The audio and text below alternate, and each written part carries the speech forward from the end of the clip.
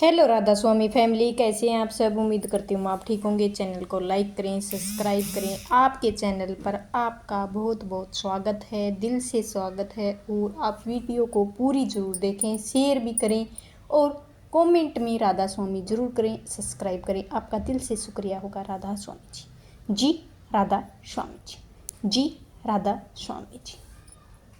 देखो, हमारे सिर पर अगर सतगुरु जी का हाथ है तो हमारा बेड़ा पार बिल्कुल है। लेकिन गुरु मेहर तभी करते हैं भाई जब जीव सच्चे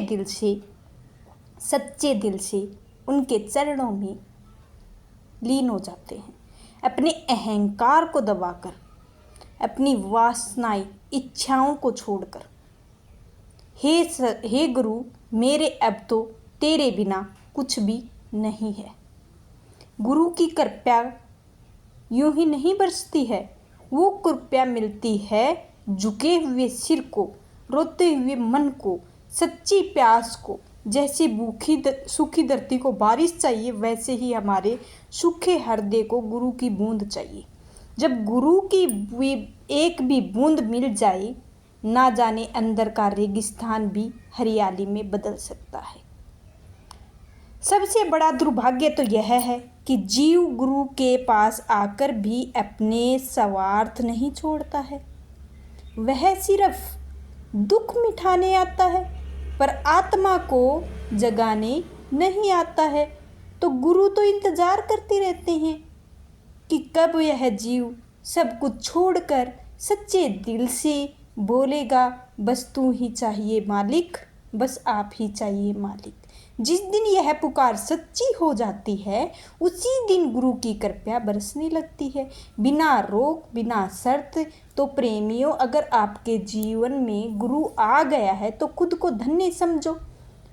क्या समझना चाहिए हमको? जब गुरु मिल गया है तो दुनिया से छुटकारा भी मिल गया है, रिश्तों भी छूट मिल जाएगी, शरीर से भी छूट मिल जाएगी। गुरु के चरणे ना छूटे, बस यही प्रार्थना करनी है। गुरु का प्रेम ही असली परमार्थ है भाई। गुरु का सिमरन ही असली पूजा है। गुरु की सेवा ही असली भक्ति है। यह जीवन का लक्ष्य गुरु का मेहर लायक बनाने हैं। गुरु के चरण पकड़ लेने वाला जीव इस संसार को सबसे बड़ा और सबसे बड़ा ही राजा है, क्योंकि वह खजाना मिल गया है हमें, जिसे काल ने भी छीन नहीं सकता है। सतगुरु स्वामी जी महाराज जी की वाणी है कि गुरु चरण पकड़ दरड़ पाई। गुरु का संग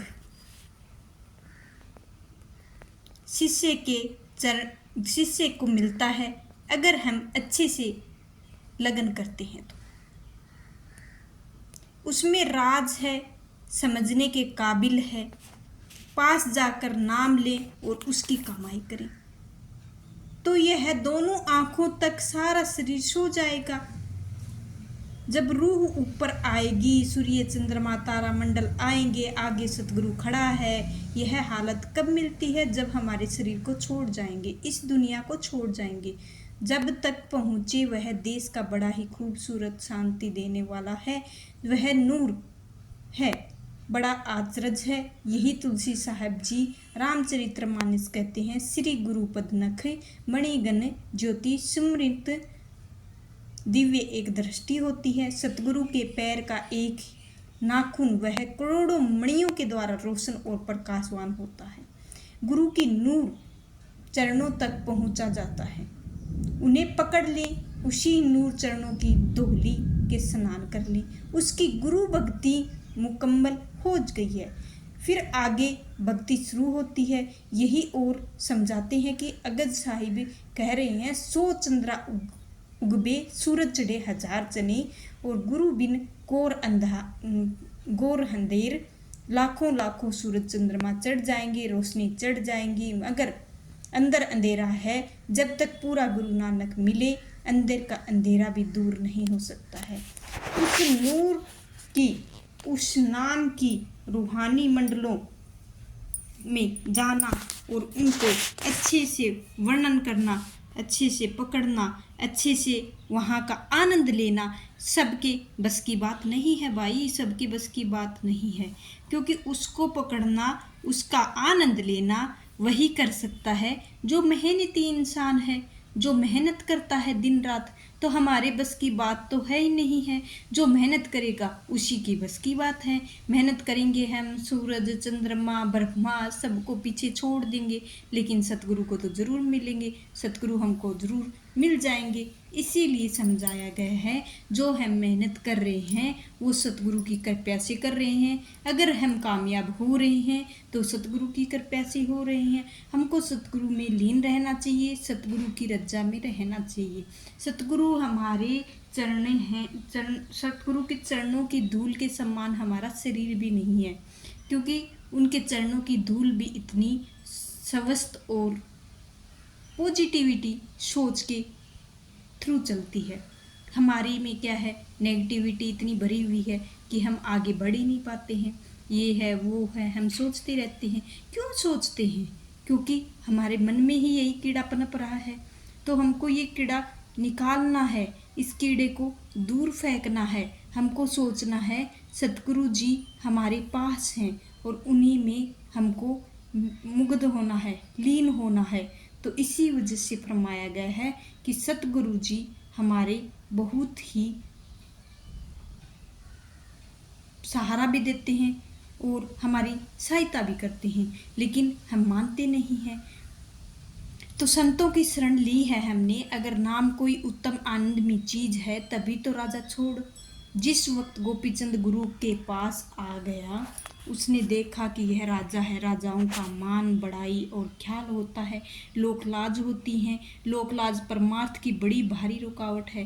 पहले आपकी लोक लाज उतार दें, हुक्म दिया है पहले ही ऊपर शहर जाकर शिक्षा मांगे, भिक्षा मांगे। अपने शहर में मांगते हैं, हुकूमत मांगते हैं। बड़ी मुश्किल से दाना स्याना था, लोक लाज छोड़कर चला गया सारे शहर। फिर से पैसा देना था, अपने राजा समझकर रुपया दिया। फिर काफ़ी रुपये जमा हो गए। जब अपने घर की तरफ देखा तो रानियों ने देखा कि राजा आया है। सोचा कि अब हमें जेवर का भी क्या करना है। सारे जेवर दे दिए। गोपी को भी जो कुछ मिलता गोपियों ने भी दे दिया। योगी आगे गुरु को पहुंचाते हुए जब माँ के दरवाजे पर गया तो उन्होंने फर्ज निभाया और बताया कि कोई हिदायत दूँ। अगर गृहस्थी त्यागी है तो इसलिए मुझे कोई उपदेश भी नहीं दिया है। मैं तुम्हें दरवाजे पर भिक्षु बनाकर आया हूँ और मेरी मर्जी है, मैं चाहूँ भिक्षा दूँ। गोपीचंद ने कहा, हाँ माता जी, मर्जी है, भिक्षा शिक्षा दो चाहे भिक्षा दो। सोना चांदी देती तो तू गुरु को दे देता, गुरु सेवकों में बांट देता। तेरे पास कुछ नहीं रहता। बेहतर तुझे यही है कि मैं कुछ चीज़ दूं जो तुम्हारे पास रहे। मुझे 3 शिक्षा देती हूँ। सबसे पहले मैं तुमको ये शिक्षा देती हूँ, किसी मजबूत किले या महल में रहना है। दूसरी शिक्षा मैं यही देती हूँ, नरम से नरम बिस्तर पर सोना है। तीसरी शिक्षा मैं यही देती हूँ, लज्जतदार खाना खाना है। गोपी ने हैरान होकर कहा, तू मेरी माँ है, मुझे रात छुड़ाकर फकीरों की तरह लगाया है। अगर कोई औरत होती तो मैं उसे समझाता। देख माता, मुझे जंगलों में रहना है, मेरे पास मजबूत किला कहाँ, जंगलों में सोना है। इसीलिए नरम बिस्तर कहाँ, रूखा सूखा खाना है, लज्जतदार खाना नहीं है मेरे नसीब में। तीनों ही बातें खिलाफ है। माँ ने कहा, बेटा तू समझ, नहीं तो राज छोड़कर योगी हुआ है। तेरे पास अमीरी भी आ जाएगी, गरीबी भी आएंगे, औरतें भी आएंगी, जवान भी आएंगे, तुझसे दौलत मांगेंगी। कोई बेटा मांगेगा, कोई कुछ मांगेगा, कोई कुछ मांगेगा। तू शरण जा गुरु की, और मुझे गिराने वाला कोई सम्मान ही नहीं मिलेगा। गुरु मना करेगा कि फलाना फलाना काम नहीं करना है, तो जो गुरु की शरण है वह मजबूत किला या महल है।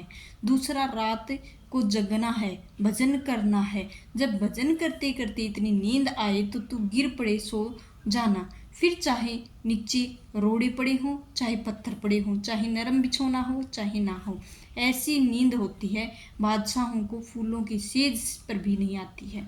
तीसरा ये है कि तू भूखा रहना, कम खाने में आलस कम आता है। तो वजन ज़्यादा बनता है और भूख बहुत ही सताए तो ही आपको रूखा सूखा टुकड़ा खा लेना है। लज्जत लेनी है 36 प्रकार के भोजन खाकर ही नहीं मिलेगी। इसमें शक नहीं है कि शिष्य सतगुरु की शरण में रहकर बच जाता है। एक सत्संगी हजूर जी ने सवाल किया कि बड़ा ही मुश्किल है। महाराज जी ने आसार किया कि नरकों में नहीं जाना पड़ता है। कई दफ़ा संतों ने ऐसा काम करते हैं जिससे कि दुनिया की मक्खियाँ हट जाती हैं। वे केवल उन्हीं को पसंद करते हैं जिसमें उत्तम चाल चलन वाले हों।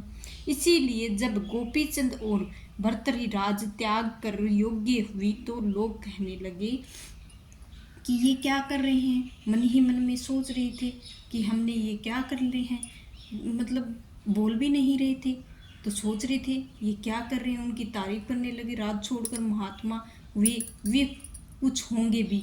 अब कोई बेटा मांगता है, कोई दौलत मांगता है, कोई कुछ मांगता है। तंग आकर उन्होंने क्या किया, जंगलों में रहते हुए किसी गरीब कंगाल के घर, क्योंकि गरीब की मेहमान को कोई नहीं पूछता है, सभी अमीरों के मेहमानों को पूछते हैं। एक दफ़ा का जिक्र है कि एक शहर में मिट्टी के बर्तन बनाने वाला कुम्हार था। दोनों उसकी कुटियों में चले गए और कुम्हार के घर रहते उसके साथ मिलकर बर्तन बनाते। लेकिन यहाँ इत्र हो चाहे कितना भी ढककर रखो, कभी ना कभी खुशबू निकल ही जाती है। पहले पड़ोसियों को पता लगा, धीरे धीरे सारे शहर में खबर पहुँच गई। कुमार के घर दो बड़े महात्मा आए हुए थे। राजा ने मन में आया कि चलो चलकर दर्शन करें। जब राजा तैयार हुआ तो वजीर और उनकी अहलकार भी तैयार हो गई, तो प्रजा भी साथ में तैयार हो गई। शोर मच गया। जब शोर कुम्हार के घर तक पहुंचा तो गोपीचंद और भर्तृहरि ने पूछा कि यह शोर कैसा है। किसी ने कहा, जो राजा आपके दर्शन को आ रहे हैं, साथ ही अमीर, वजीर और अहलकार प्रजा आ रही है। मन में कहा, जिस बात के लिए हमने राज छोड़ा था वही फिर से हमने सामने आ गई है। खैर, उन्होंने आपस में कुछ सलाह कर ली। राजा आ गए। राजा, वजीर, अहलकार, प्रजा सब अपनी अपनी जगह पर बैठ गए। जब राजा का यह ख्याल था कि यह कोई ज्ञान की बात सुनाएंगे तो इंतजार होने लगा। इतने में ही गोपीचंद ने उठाकर कहा कि आज मैं भीख के लिए फेरी पर जाऊंगा। भर्तृहरि ने कहा कि नहीं, आज मैं जाऊंगा, क्योंकि कल जो हलवा लाए थे वो सारा ही तू खा गया था। गोपीचंद ने कहा, परसों खीर नहीं खा ली थी मैंने। तो भर्तृहरि ने कहा, चौथे दिन तूने मालपुए नहीं खाए थे। तो एक दिन डंडा पकड़ लिया कि दूसरे फावड़े ने पकड़ लिया। आपस में लड़ने लगे। राजा के मन में कहा कि महात्मा नहीं, जो खाने के लिए झगड़ रहे हैं। राजा के मुंह से निकला कुछ नहीं। यह कहकर राजा उठकर खड़ा हुआ और अमीर, वजीर और प्रजा के साथ दिया और सब सारे चले गए। उन्होंने कहा, चलो, मक्खियाँ झड़ गई हैं।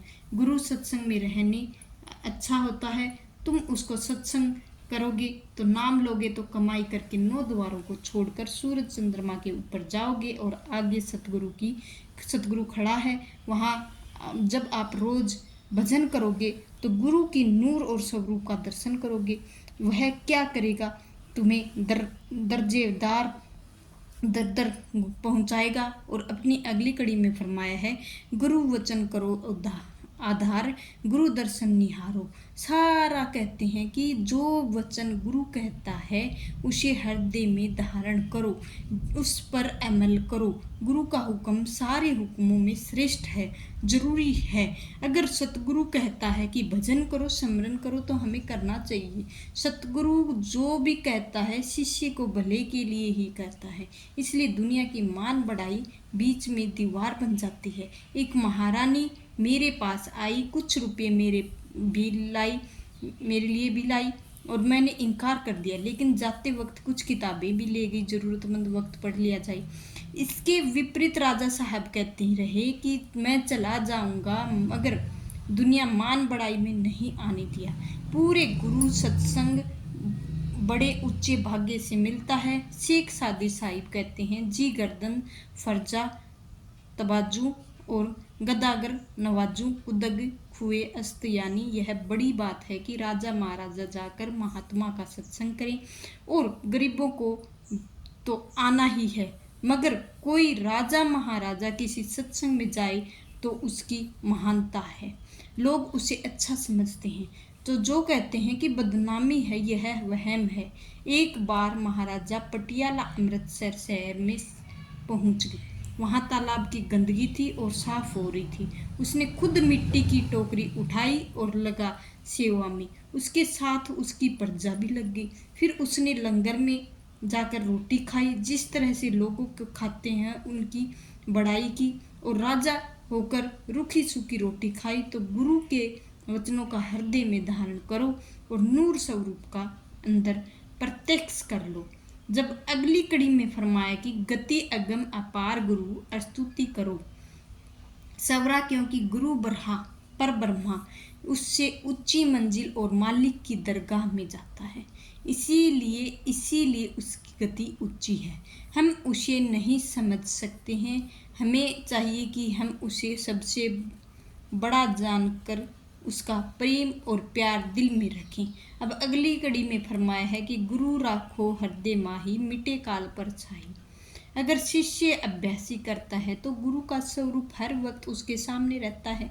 फिर ना काम आता है, ना क्रोध आता है, न लोभ आता है, न मोह आता है, न अहंकार आता है, बल्कि जितनी नेगेटिविटी है, पावर्स है, विरोधी ताकतें हैं, गुरु के स्वरूप अंदर हैं, जो वो दखल ही नहीं देने देते हैं। अगली कड़ी में फरमाया है भोगो का आशा त्यागे मनसा। अगर जिंदगी पवित्र रखनी है, अभ्यास करना है, मालिक से मिलना है, और जितने भी विषय विकार हैं, शराब है, कबाब है, हमेशा परहेज करो और इनसे हमेशा परहेज रखो। अगली कड़ी में फरमाया है आशा गुरु शब्द लगाओ, मनसा गुरु पद लाओ। आशा को शब्द में जोड़ दो और मनसा को गुरु के रूप में लीन कर लो।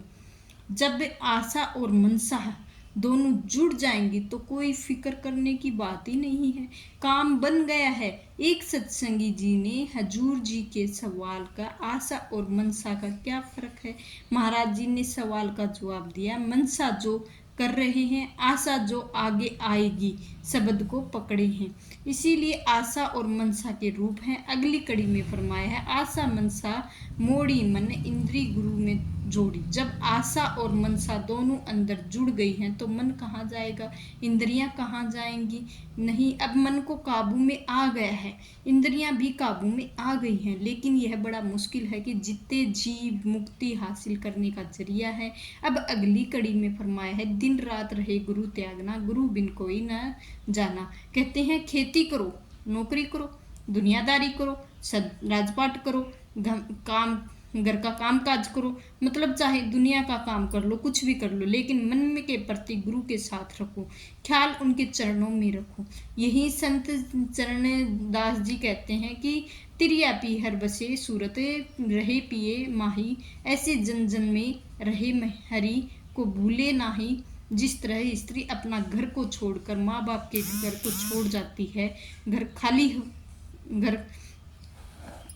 खाली लगता है और ख्याल पति में ही रहता है, दुनिया के काम काज करते हुए भी वह पति की तरफ ही जाती है। तो उच्ची भाग्य वाला काम नहीं है तो खोटी भाग्य वाला काम इधर आने नहीं देता है। हम दुनिया के कामों में 10-20 घंटे बल्कि 14 घंटे भी दे देते हैं, लेकिन नाम की तरफ हम 2 घंटे मांग रहे हैं, वो भी नहीं मिल रहा है।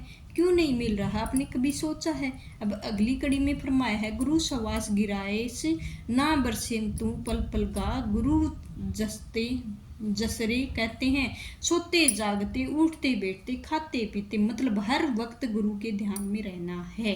अगली कड़ी में फरमाया है कि गुरु हितकारी तेरे गुरु बिन कोई मित्र ना है। तेरे ए पुरुष इस दुनिया में, उधर मौत के बाद भी तेरे साथ जाने वाला कोई नहीं है, गुरु ही सिर्फ है। माँ बाप भी नहीं जा सकते हैं, भाई बहन भी नहीं जा सकते हैं, मौत आती है तो साथ ही नहीं जाती हैं, बल्कि यह तो दुनिया भी साथ नहीं देती है। इसलिए रिश्तेदार भी हमें मरने के बाद ना छोड़े, उससे बढ़कर प्यार कौन कर सकता है। अब अगली कड़ी में फरमाया है कि गुरु फंद छुड़ावे जम के गुरु मरम लिखावे, सम के अब शिष्य का पूरा प्रेम प्यार हो जाए। अपनी ड्यूटी का फर्ज अदा करते हैं, गुरु भी अपनी ड्यूटी का अदा फर्ज करता है। जिस तरह छोटा बच्चा होता है, माँ उसका हर किस्म का ख्याल रखती है, उन्हीं आग में हाथ में ना डालने देती है, ना ही बैठा कर उससे कुछ करवाती है, उसकी पूरी रक्षा करती है। अगर बच्चा बीमार हो जाता है तो डॉक्टर के पास ले जाती है, डॉक्टर मना करे कि मिठाई नहीं देनी तो मिठाई भी नहीं देती है। इसी तरह जब गुरु के नाम देता है तो उसी दिन से शिष्य की रक्षा करने में लग जाना है। अगर दिखाई नहीं देता है तो शिष्य बुरे चाल चलन वाला और वह चुप रहता है। अगर शिष्य पूरी ड्यूटी करता है तो वह खुद ही खुद देख सकता है। गुरु क्या करता है? गुरु नेकी करके इनाम नहीं मांगता है। लखा सिंह अमृतसर में एक अच्छा प्रेमी सत्संगी परिवार था। एक बार वह नांदेड़ दक्षिण में एक सुब्बे में चला गया था तो वहां पर एक बूढ़ा आदमी मिल गया। दोनों ने एक गुरुद्वारे जाना था। चलते चलते रास्ते में एक जंगल आ गया। जब जंगल में शेर, बाघ और कई खंखर जानवर होते हैं तो उधर शाम हो जाती है। रास्ता भूल गए, जिधर गए जंगल ही जंगल नजर आ रहा था। बूढ़ा आदमी तो रोने लगा कि क्या करें, आज कोई जंगल जानवर हमें जरूर खा जाएगा। मगर लखा सिंह ने हालत की थी कि वह चुपचाप भजन में बैठ गया। महाराज जी के अंदर बताया हुआ 1.5 मील दाहिने तरफ जाओ और वहाँ पगडंडी मिलेगी, उसी पर चले जाना। थोड़ी दूर तक एक छोटा सा गांव आएगा और वहाँ रास्ता मिलेगा। जब वे वहाँ से 1.5 मील दाहिनी की तरफ गए तो एक पगडंडी मिल गई और फिर गांव की तरफ चले गए। वहाँ रात रहे और अगले दिन सवेरे गुरुद्वारे के लिए चल पड़े। अपनी मंजिल मकसद को पहुँच गए और मौत का आना कुदरती था, क्योंकि प्रहलाद और हम लिख कर लाए हैं तो भोगने हैं, वह भोगने हैं। जितने घूंट पानी पीना है जरूर ही पिएगा, घास खाने हैं जरूर ही खाएगा, अवश्य खाएगा। मौत आएगी, कोई ना कोई बहाना आएगा और वह आदमी की मौत के लिए यमदूत आ जाते हैं और जान निकाल के ले जाते हैं। लेकिन पूरा गुरु वहीं भरोसा है, भजन स्मरण करना है। मौत के वक्त इतनी खुशी होगी कि जितनी ब्याह शादी की होती है उनसे भी ज्यादा होगी। तो यमदूतों के हवाले नहीं होना है हमको, बल्कि हमारे साथ सतगुरु के साथ चलना है। एक सत्संगी हजूर जी का यही वर्णन है। और आपको आज का सत्संग कैसा लगा जरूर जरूर बताएं। आपका दिल से शुक्रिया होगा। वीडियो को लाइक, शेयर और सब्सक्राइब जरूर करें और आपका दिल से शुक्रिया होगा राधा स्वामी जी। कमेंट में राधा स्वामी जरूर लिखें और वीडियो को पूरी जरूर देखें, शेयर करें, सब्सक्राइब करें। आपका दिल से शुक्रिया होगा राधा स्वामी जी। जी राधा स्वामी जी।